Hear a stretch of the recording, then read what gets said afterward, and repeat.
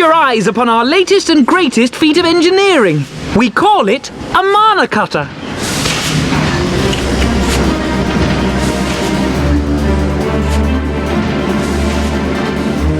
After you put down Gaius, Wedge and me struck out on our own for a bit and started work on the successor to the tiny Bronco. Impressive little thing, isn't she? My talent for ship design has plainly rubbed off on them.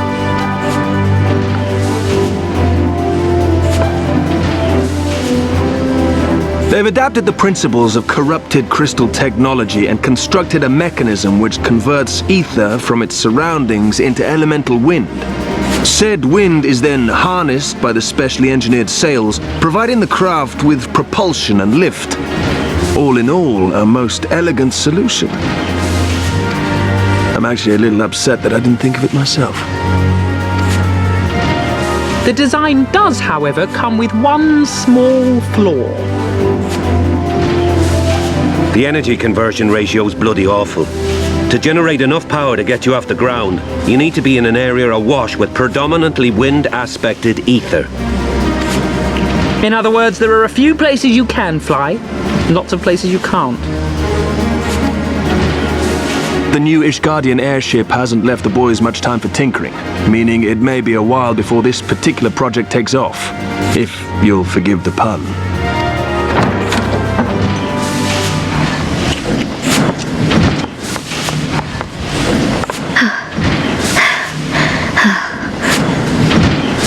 Tataru, what's happened?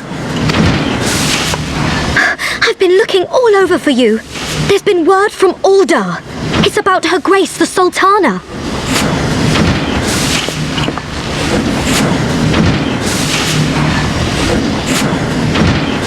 It seems you're required elsewhere.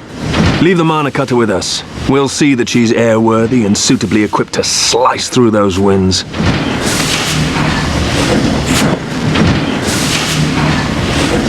You, meanwhile, should concentrate on providing Raoban and the Sultana whatever help they need.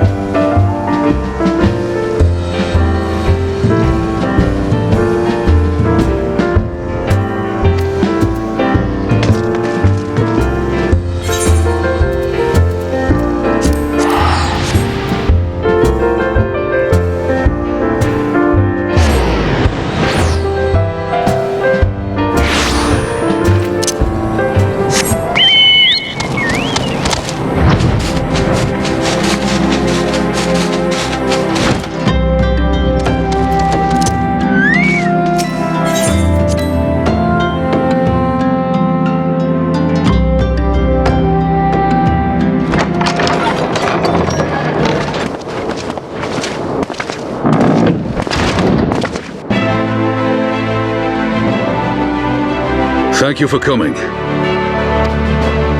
No thanks are necessary, General. I trust your recuperation continues apace. I cannot complain. Thanks to Higiri and her ministrations, I've regained much of the strength I lost during my imprisonment.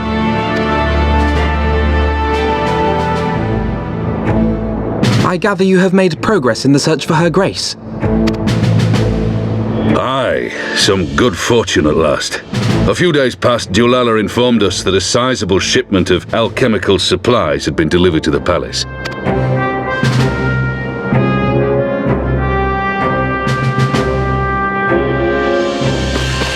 With Papa Shan's assistance, I set out to ascertain the source and nature of the shipment. My inquiries led me to Frondale's frontistery. There, I learned that an order had been placed for a curious substance designed to sustain patients trapped in death-like slumber. An invention of the former head alchemist, apparently. A death-like slumber? This cannot be a coincidence. It lends some weight to Dulala's claims, aye. Her Grace is likely somewhere within the palace, abed but alive. Before making any attempt to extricate the Sultana, however, it seemed prudent to learn what manner of substance was used to induce her torpor. To that end, I made inquiries as to the whereabouts of the one most like to have administered it, the lady-in-waiting, Mariel. We sent for you as soon as we learned of her location. All that remains is to apprehend the woman. We shall find our cat's paw in the Silver Bazaar. But we must tread carefully. The market is not the bustling place it once was, and someone is sure to mark our coming.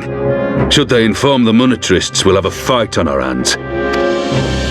We must be prepared for the worst, and being short an arm, I thought it wise to take another in its stead. What say you, Warrior of Light? Will you lend me yours? Then I pity the bastard that stands in our way. Come, my friends, for Nanamo and for Ulda!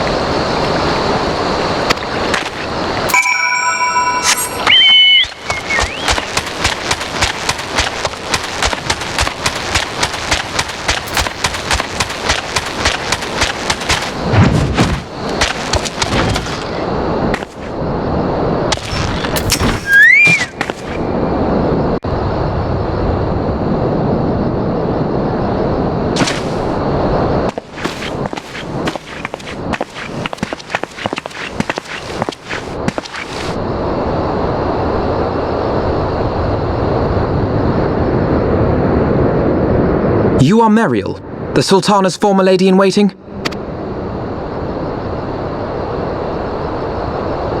I know no one of that name. Pray excuse me.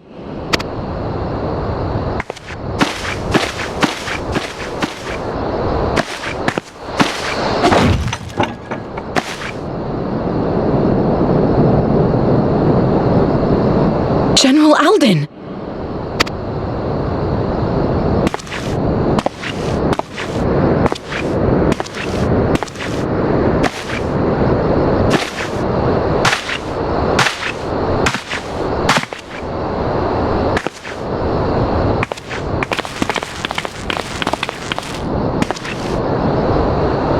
We will have the truth from you, girl.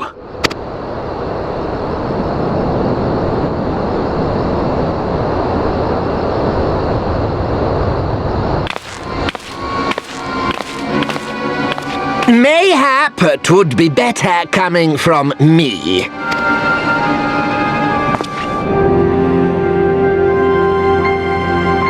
Lolorito, you'd best talk fast. As you know, Teleji Adeleji's Cartano reclamation bill was no more than a facade, a means to get his grubby little hands on that Allagan monstrosity Omega. When he learned of Nanamo's intention to abdicate, however, he was forced to amend his plans. Suddenly, assassination seemed the most promising way to further his ambitions.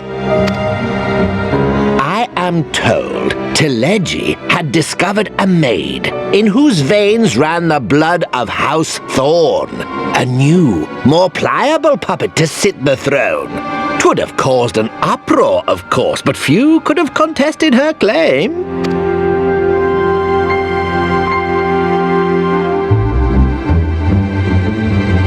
'Twas plain that Teleji's wild machinations had outgrown our ability to control them. So I decided to usurp his scheme and left the fool to seal his own demise. And what of Nanamo? Oh, I have no desire to harm her grace. 'Twould profit me little to destabilize our government. Thus did I employ young Meriel here to administer a potent sleeping potion in place of a poison.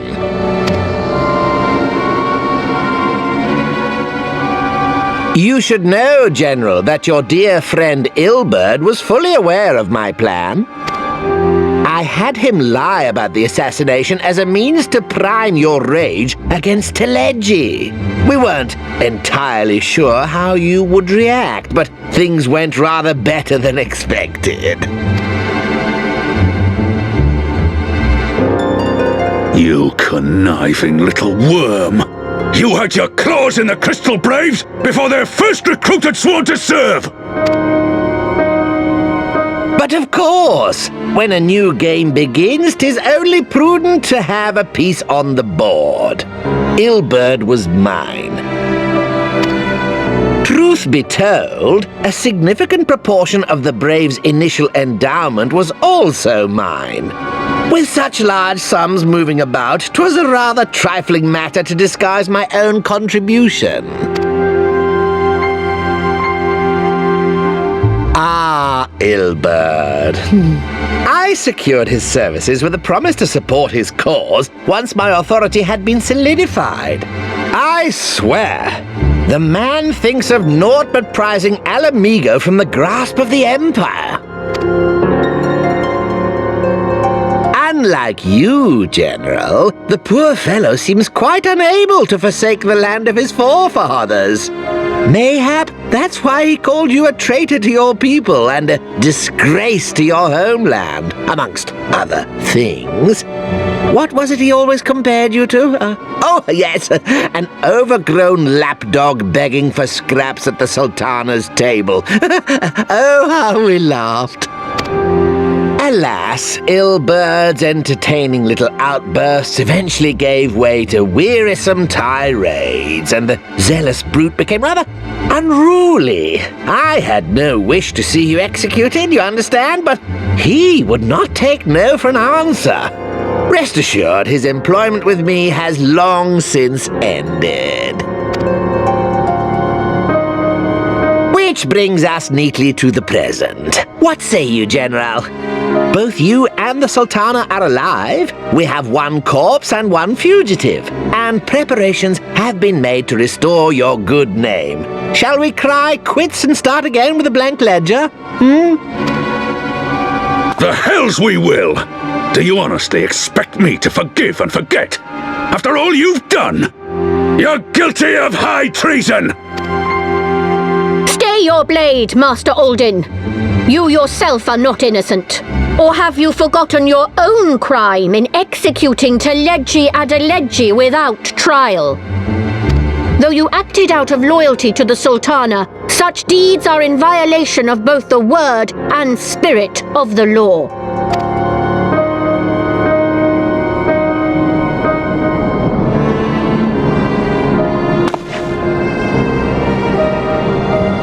If you would, Lord Lolorito?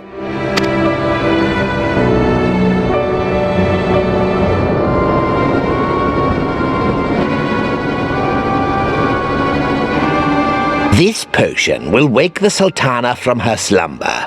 Consider it a gesture of conciliation. You will find Her Grace resting comfortably within her private chambers. Should you doubt my word, I shall willingly accompany you to the palace as your hostage.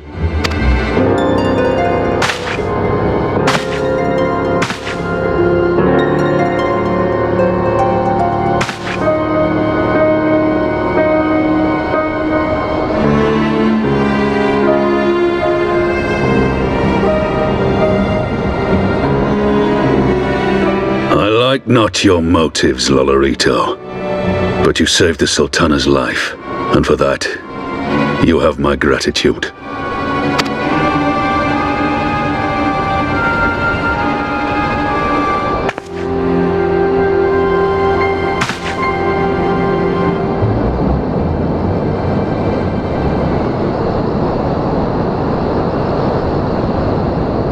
Rauban Aldin, you are hereby reinstated as General of the Immortal Flames. The citizens of Uldar shall once more be united under Nanamo Ulnamo, and together we shall usher in a new age of prosperity.